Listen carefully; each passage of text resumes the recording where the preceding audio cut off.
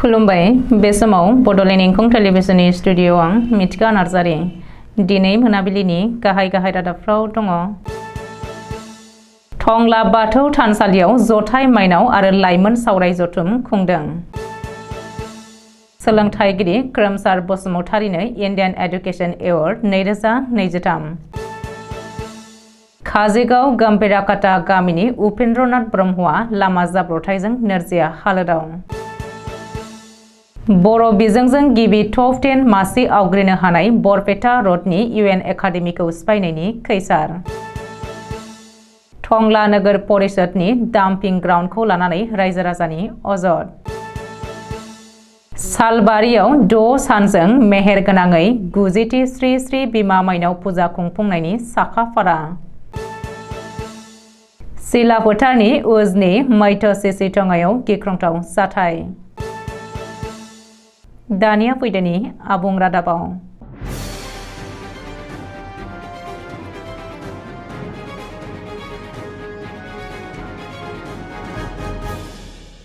उदालगुरि जिल्लानि टंला दखरा दुलाराय बाथौ महासभानि माइनाव आरो लाइमोन आफादनि जथाय सावराय जथुमाखौ टंला दखरा बाथौ गौतमनि थानसालिनि लांगोना फोथाराव सानसेनि हाबाफारिजों मेहेर गोनां खुंफुंदों।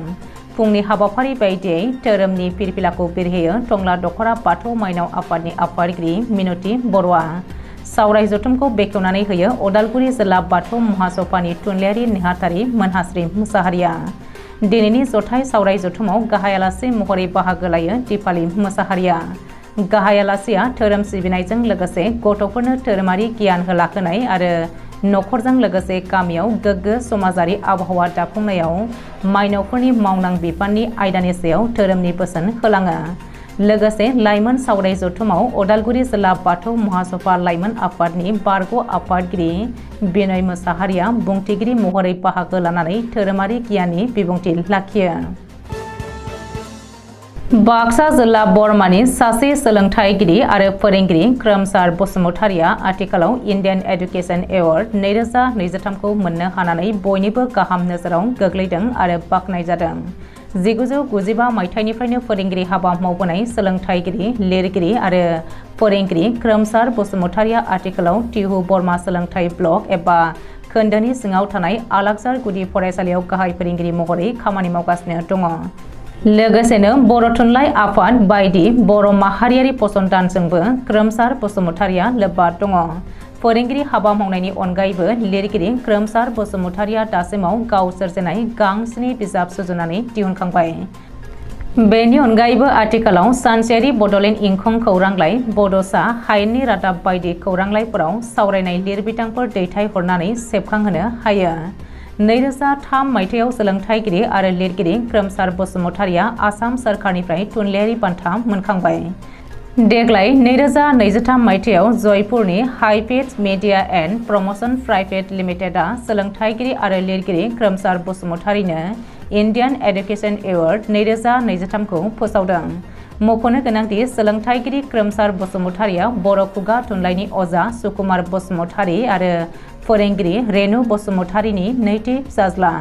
बिथांनि बिसि अनिता ब्रह्मआबो आथिखालाव बरपेटानि सेन्ट जन गोजौसिन गेजेर फरायसालियाव लोगो फोरोंगिरि महरै खामानि मावगासिनो दङ।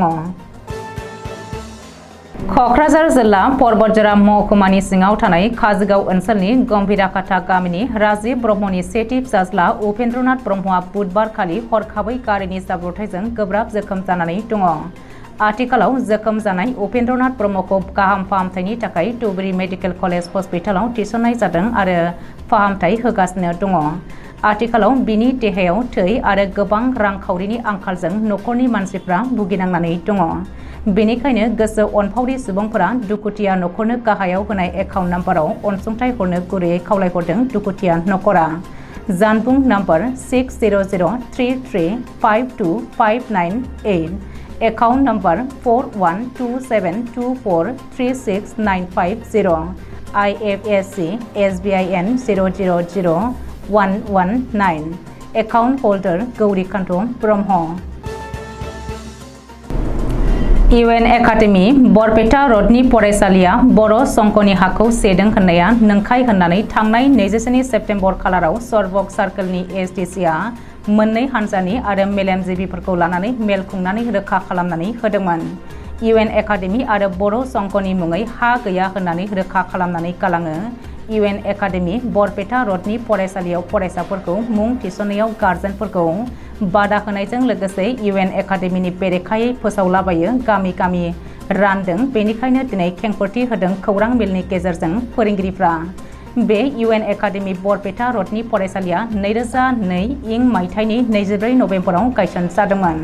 गायसननायनि गुबै थांखियानो जादों बै समाव बारग' BLT बर' थुनलाइ आफाद एबसुजों लोगोसे मोनथाम मौजानि खारिजा बिजनि मौजा, गबर्धना मौजा आरो हाउलि मौजा मेलेमजिबि समाज सिबियारिफोरजों जथायै सावरायमेलनि गेजेरजों थिरांथा लानानै गायसननाय जादों। बेखौ सामलायनो थाखाय SMC कमिटिबो दानानै होनाय जादोंमोन। रमनि दैमारिखौ चेयारमेन हिसाबै बिबानगिरि आरो बिखन गयारिखौ डाइरेक्टर हिसाबै सायख'नानै होनाय जादोंमोन। बर'नि मोनसे फसंथानखौ फोजोबनो नाजानो नागिरनायनि हेंथायै लिगेल एक्शन SMCखौ खावलायगोन होननानैबो खौरांगिरि मेलनि गेजेरजों फोरमायदों।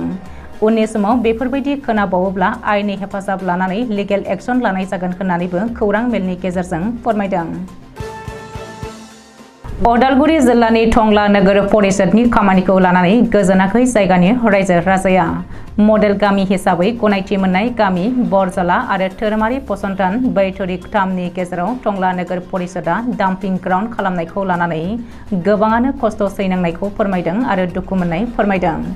गोबां सुबुं थानाय जायगायाव डास्टबिनखौ खालामालासे गुबुन गोजान जायगायाव डास्टबिन एबा डाम्पिं ग्राउन्ड बानायहैनो थाखाय खावलायदों। मानो होनोब्ला खाथि खालानि सुबुंफ्रा मोनामनायजोंनो थानो हायै बायदि जानानै दङ।